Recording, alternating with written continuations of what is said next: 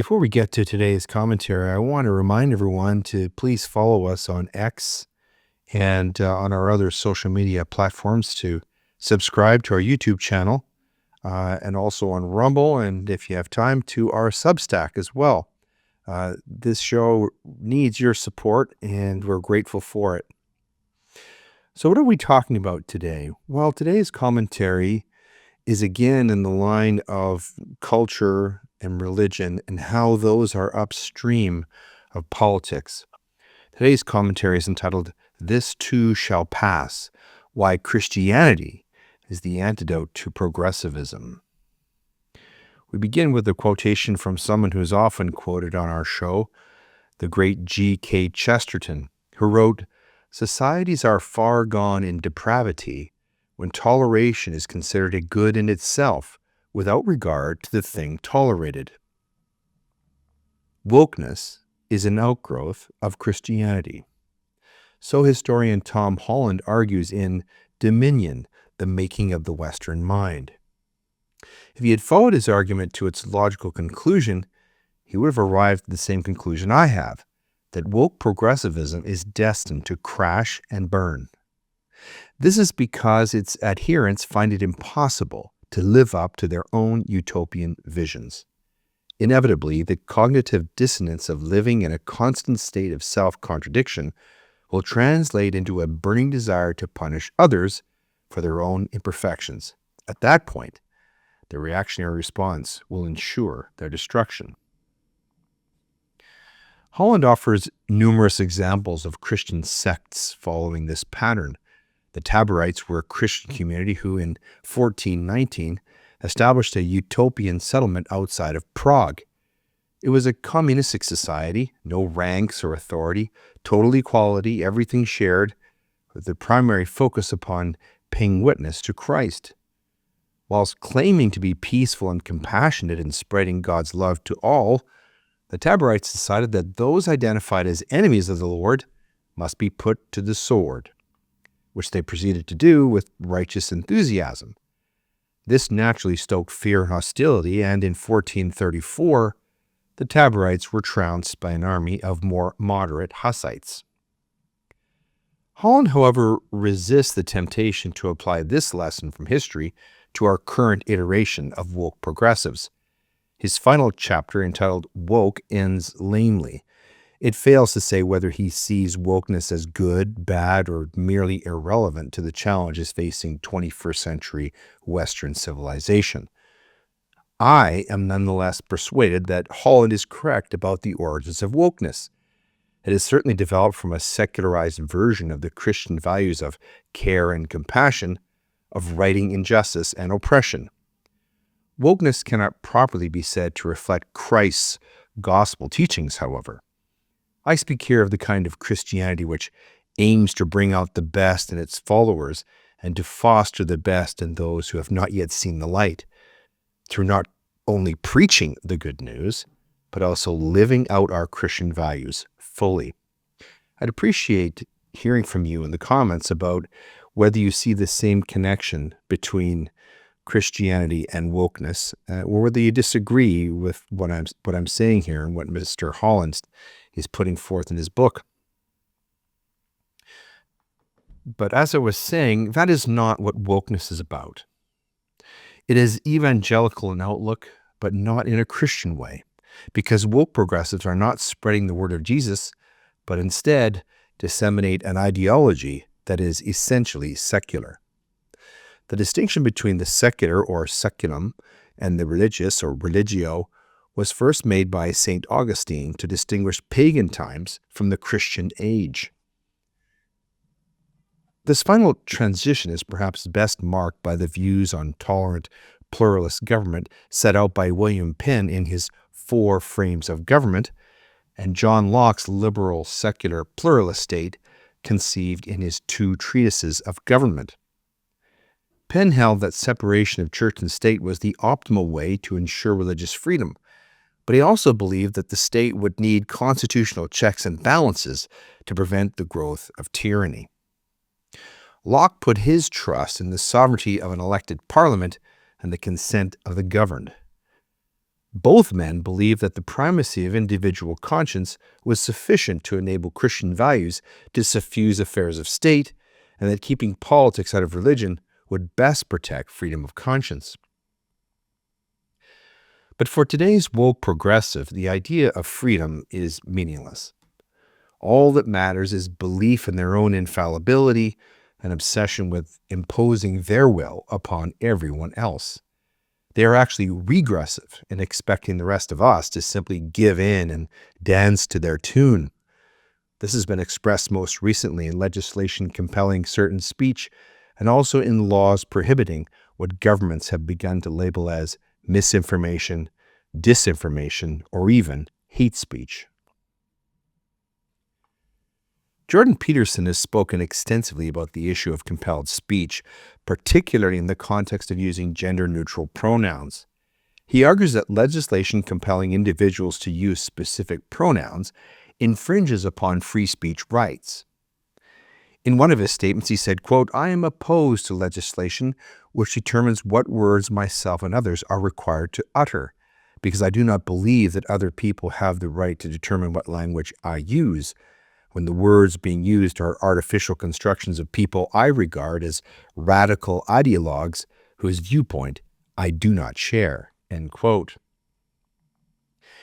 Peterson also emphasized the importance of free speech, stating, quote, "You do not write compelled speech into legislation," end quote, in reference to Bill C-16, which he believed would compel speech from citizens by forcing them to address transgender students by their preferred pronouns. He further argued that free speech is crucial for dialogue and learning, saying, quote, "Speech must be untrammeled so that dialogue can take place, so that we can all humbly learn, so that truth can serve love, so that suffering can be ameliorated, so that we can all stumble forward to the kingdom of God." End quote. Tom Holland tells of repeated struggles between those Christian believers who wish to return to something closer to what they viewed as the fundamental teaching of Christ, and a church hierarchy viewing its mission as imposition of an orthodoxy decreed by wise men deciding such matters under divinely delegated authority. Those who assumed the divine right of ruling over their dominions felt justified to impose their beliefs and practices upon their subjects, until the 1645 Peace of Westphalia ended the 30 Years' War and established the freedom of religion. But the idea was around much earlier than that. The initial Reformatio actually occurred in the 13th century. St. Francis of Assisi, whose vows of poverty and chastity were founded in obedience, allowed a solution pleasing to everyone. The Pope awarded St. Francis a monastic order of his own and let it be known that this was part of a new orthodoxy. Attempts by later reformers had less happy endings.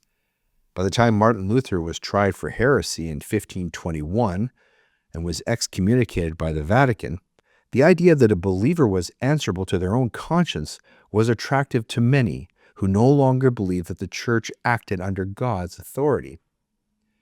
These so-called Protestants were merely asserting their right to the primacy of individual conscience. But when the 1525 Peasants' Revolt challenged the authority of Luther's powerful protector, Friedrich of Saxony, Luther himself sided with Friedrich in the brutal suppression that ensued. The nonconformist versions of Christianity survived as movements and organizations only because they resisted the temptation to become uncompromising and totalitarian. They kept faith with the primacy of the individual believer's conscience and also abstained from challenging worldly authority. Those sects resorting to the more primitive methods of enforcing conformity either moderated their approaches or disappeared without a trace. That is precisely the choice facing woke progressive today. Those who moderate their zeal and recognize the primacy of personal sovereignty and individual choice may preserve something of their influence and shed their unpromising origins. But those woke progressives who remain intolerant and totalitarian in their demands and practices will ultimately suffer the same fate as the repressive puritanical Christian sects of old. Their hypocrisy and barbarity will arouse so much antipathy and hostility that the great mass of ordinary people will begin to hold them in contempt and confine them to the forgotten pages of history. I'd appreciate your comments about whether or not you think that I'm correct in this assertion. Woke progressives may still dominate the political, intellectual, legal, social, corporate, and cultural elites of the West. But what matters is that they can go only so far in their totalitarian tendencies before ceasing to be useful to the globalist economic elites who presently exploit them. At that crucial intersection, the antipathy and hostility of the great unwashed masses will be harnessed to destroy woke progressivism. At that crucial intersection, the antipathy and hostility of the great unwashed masses will be harnessed to destroy woke progressivism utterly. So the real question is this: what will be the instrument of this destruction? Could it be a rebirth of Christian faith and beauty in Western culture? Tell me what you think. I'm interested to know and to hear from you in the comments. Well, in the Middle Ages, like rats in a burned-down barn, wayfarers sought refuge in the oversized ruins of the Roman Empire. In such places as the Forum and the Palatine Hill, shepherds roamed with their flocks. Although preoccupied with simple survival in an anarchic world, they might occasionally have glanced at the derelict, overgrown marble temples and wondered what gods once walked the earth and created such magnificent beauty. In terms of pure sensory experience, of course, they were never worse off than scholars with historical or philosophical knowledge. The classical ideals of architectural beauty based upon organic motif, symmetry, and balanced proportions have, like the anatomical natural beauty of the human form itself, ever been for all to recognize and appreciate. Eventually, Westerners broke out of the darkness and rediscovered the Greco-Roman world. As it is usually phrased, the aesthetic ideals of antiquity were reborn in 14th century Italy. The change was particularly acute in the plastic arts and architecture. Fortunately, beauty, true to its original essence, despite the widespread fetishism of ugliness, continues to exist and inspire, whether it finds immediate expression in opera or ballet, or is immortalized in oil painting or sculpture. It is perhaps not too far off the mark to claim that post-World War II, we have returned to the Middle Ages, groping in the dark.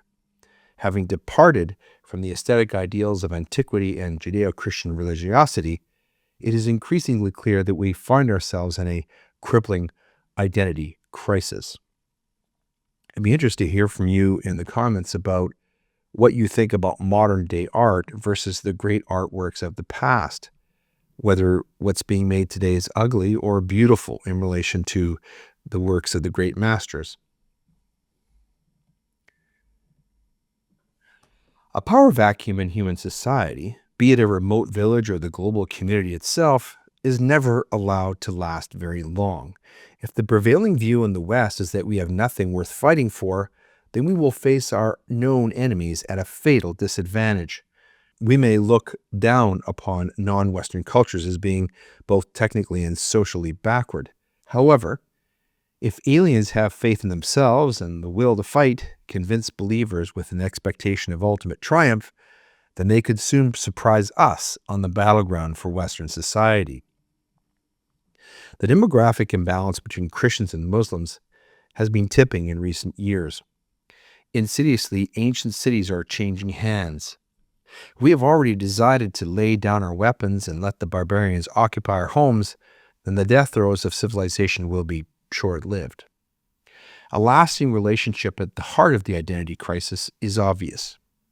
Christianity is at the core of Western civilization and is therefore inalienable. It exudes an unwavering confidence in beauty, freedom of thought, and the rule of law. Those who attack the Christian tradition are typically engaged in forging plots and destroying love for the distinctive culture upon which our societies rest. Christianity and the Greco-Roman idiom are, in essence, the face of Western civilization. The smart-sounding term postmodernism is actually a bit of a misnomer. In reality, it refers to the utter absence of any style. More serious than that, if understood in its proper historical context, it denies the ties to the Western aesthetic tradition and civilization. It signals an implacable woke attack on the West as defined by Greco-Roman ideals of beauty in conjunction with Judeo-Christian morality. Be interested to hear from you in the comments about this connection between Christianity and Western civilization, whether you think I'm correct about that. It is a bastard child of modernism, a child of hell. It expresses inwardly a nihilistic urge to destroy everything that might remind us of who we are, and at the same time, outwardly, a masochistic urge for surrender. I speak here of postmodernism. In short, it represents an inexcusable betrayal of the West. For most of us, it means something to have a sense of belonging somewhere in the world. As our cities, proudly and painstakingly built by our ancestors, testimonies to a historical legacy, the outward expression of our civilization, are desecrated, a pervasive feeling of alienation grows. Sir Roger Scruton described this sense of home as oikophilia. Quote, "We all have a capacity for love and a deep down knowledge that a life without love is futile. We all have to work to find that love and to create the context in which it can flourish. Likewise with oikophilia, or love for home, and this is where the political difficulties arise. Oikophiles are in search of a home, and it is to the beauty and heritage of this home that they devote their efforts of conservation. They are not globalists, happy to be anywhere on the planet, but localists who look after the place that is theirs. It is this local focus that leads them to make the first and most necessary steps towards sustainability, which is to make out a territory and an identity as theirs, to be protected from predation and embellished and looked after for the benefit of their descendants." End quote. With this loss of home, loyalty to everything that our ancestors held dear gradually fades. In a somewhat sick sense, everyone is forcibly transformed into globalists. We become homeless and therefore without a home to love and to defend. It follows from woke multiculturalism in our latitudes that nobody has the right to feel more at home than anyone else who happens to be passing by and decides to settle down. Thus, woke progressivism has also been an open invitation to self-deprecating relativism in the West. Be interested to know what you think about this, about the question of what are we trying to conserve in the West as conservatives and as Christians. Well, even in an era when life on Earth can be wiped out in a few hours by capricious tyrants, we must still ask ourselves this question, quote, "Do we intend, like the blasphemers of the Middle Ages, to surrender to sensual pleasures without faith in tomorrow?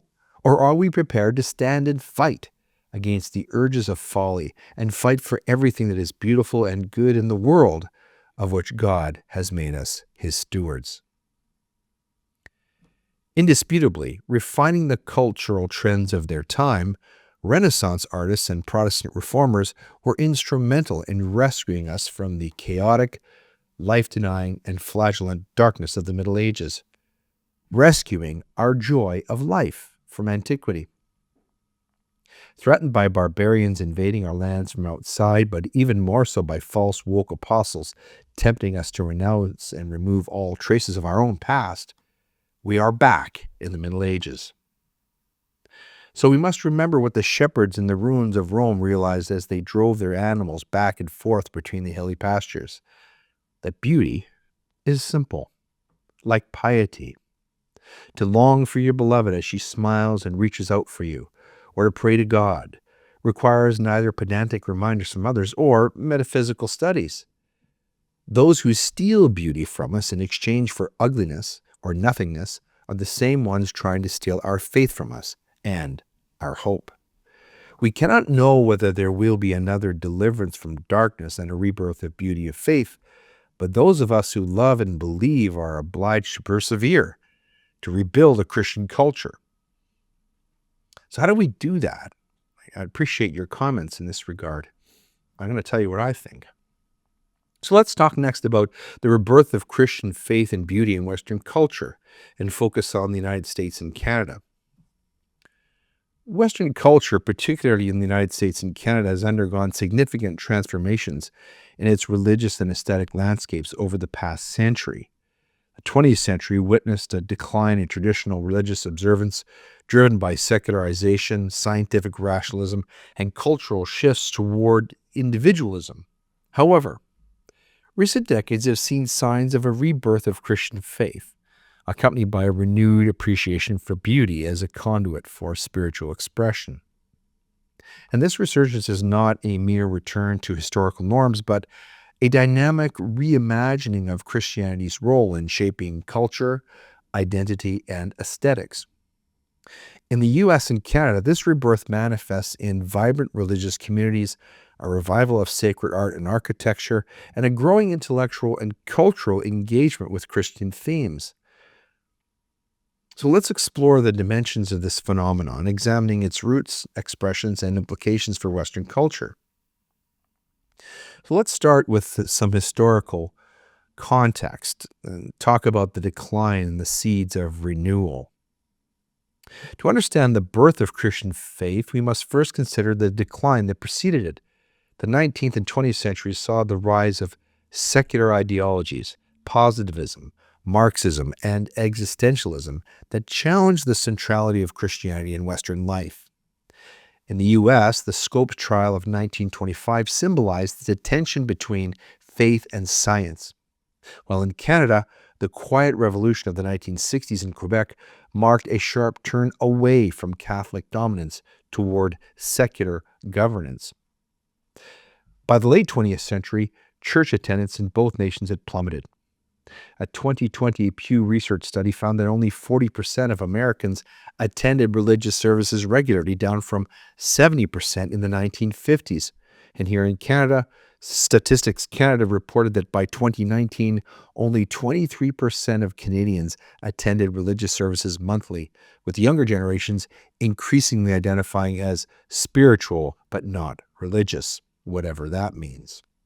I'd be interested to hear from you about what you think is the reason for declining church attendance in Canada and the United States. But beneath this decline, seeds of renewal were sown. The late 20th century saw the rise of evangelical movements in the U.S., such as the Jesus movement, which blended countercultural energy with fervent faith. In Canada, immigrant communities, particularly from Africa and Asia, brought vibrant Christian traditions, countering secular trends. The 21st century has amplified these trends with a growing interest in traditional liturgy, intellectual apologetics, and the integration of faith with cultural production. And this rebirth is not uniform but multifaceted, encompassing evangelical, Catholic, and Orthodox expressions, each contributing to a renewed sense of beauty in Western culture. So let's talk a little bit about evangelical resurgence and cultural engagement. In the U.S., evangelical Christianity has experienced a significant revival, particularly among younger generations. Megachurches such as Hillsong United and Elevation Church draw thousands with contemporary worship music and dynamic preaching. A 2023 Barna Group survey found that 38% of Gen Z Americans identify as born-again Christians, a surprising uptick from earlier generations. And this resurgence is not merely numerical, but also cultural, as evangelicals engage with media, politics, and education. Organizations like the Gospel Coalition and Acts 29 have fostered a new Calvinism, emphasizing theological depth and cultural relevance. In Canada, evangelical growth is less pronounced but still notable, particularly in urban centers like Toronto and Vancouver. Immigrant churches, such as those serving Nigerian and Filipino communities, have revitalized congregations with passionate worship and community outreach. For example, the Toronto-based Redeemed Christian Church of God has grown to over 100 congregations across Canada, blending African spirituality with Canadian contexts. What about Catholicism? And what about Catholicism? Well, in the US and Canada, they've also seen a revival, particularly among those drawn to traditional liturgy and intellectual rigor. The rise of the traditional Latin Mass, or TLM communities, reflects a desire for reverence and beauty in worship. In the US, parishes offering the TLM grew by 20% between 2010 and 2020, according to the Latin Mass Directory. In Canada, groups like the Fraternity of St. Peter have established thriving communities in cities like Ottawa and Calgary, attracting young families and intellectuals. Orthodox Christianity, though smaller, is experiencing a quiet renaissance. In the U.S., conversions to Orthodoxy have increased, with figures like Rod Dreher, author of The Benedict Option, advocating for a return to traditional Christian practices. In Canada, Orthodox churches, particularly those tied to Eastern European and Middle Eastern diasporas, have grown steadily, with the Orthodox Church in America reporting a 15% membership increase from 2015 to 2025. And then there's the rebirth of Christian faith as an intellectual concept. In the U.S., scholars like William Lane Craig and Alvin Plantinga have revitalized Christian apologetics, engaging with secular philosophies on reason and science. In Canada, figures like Jordan Peterson, though not explicitly Christian, have sparked interest in biblical narratives as sources of psychological and cultural wisdom. Online platforms like X have amplified these voices, with Christian intellectuals gaining large followings. For instance, posts tagged with Christianity on X saw a posts tagged with hashtag Christianity on X saw a 30% increase in engagement from 2020 to 2025, reflecting a growing public interest in faith-based discussions. I'd be interested to hear from you in the comments about what you have seen in terms of the growth of Christianity on social media platforms such as X. Well, what about the resurgence of beauty in Christian expression? Well, beauty, as a reflection of divine order and transcendence, has always been central to Christian tradition. The rebirth of Christian faith in the U.S. and Canada is inseparable from a renewed emphasis upon beauty in art, architecture, music, and literature. The 20th century saw a decline in sacred art, with many churches adopting minimalist or utilitarian designs. However, recent decades have witnessed a revival of traditional aesthetics. In the U.S., architects like Duncan Stroik have designed neo-Gothic and Romanesque churches, such as the Our Lady of the Most Holy Trinity Chapel in California, which blends historical grandeur with modern functionality. In Canada, the restoration of historic churches such as St. Michael's Cathedral in Toronto reflects a commitment to preserving beauty as a spiritual language. Contemporary artists are also rediscovering sacred themes. Makoto Fujimura, a Japanese-American artist, integrates Christian symbolism into his abstract works, gaining international acclaim. In Canada, Indigenous Christian artists like Ovid Begetti have created vibrant depictions of biblical stories, blending Cree traditions with Christian iconography. Well, what about music and worship? Well, music has been a powerful vehicle for the rebirth of Christian beauty. In evangelical circles, worship music has become a global phenomenon, with artists like Chris Tomlin and Bethel Music producing songs that combine theological depth with emotional resonance. These songs, often performed in large gatherings, create a sense of communal beauty, uniting diverse congregations. In Catholic and Orthodox communities, there is a renewed interest in Gregorian chant and polyphony.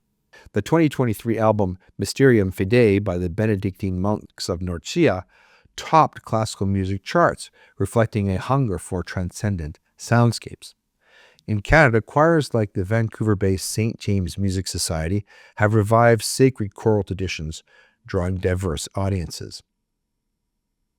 And then there's literature and film. Christian themes are also resurging in literature and film. In the U.S., authors like Marilyn Robinson and Cormac McCarthy explore faith and redemption in ways that resonate with secular and religious readers alike. In Canada, Novels like Michael O'Brien's Father Elijah blend apocalyptic themes with Catholic spirituality, gaining a cult following. In film, studios like Angel Studios have produced hits like Sound of Freedom in 2023, which combine Christian values with compelling storytelling. In Canada, faith-based documentaries such as those produced by Salt and Light Media have gained traction, exploring the intersection of faith and social issues. Be interested to hear from you about other Christian art and literature and film that has been meaningful to you. So what about the cultural implications of this? Well, the rebirth of Christian faith and beauty has profound implications in Western culture, particularly in the US and Canada. It challenges the secular narrative that religion is irrelevant, offering instead a vision of faith as a source of meaning, community, and aesthetic richness. Christian communities are fostering social cohesion in an era of fragmentation. In the U.S., faith-based organizations provide billions in social services annually, from food banks to addiction recovery programs. In Canada, churches like the Salvation Army and Catholic Charities play a critical role in addressing homelessness and mental health crises. These efforts reflect a practical outworking of Christian love, countering the individualism of modern culture. The resurgence of faith is also reshaping political landscapes.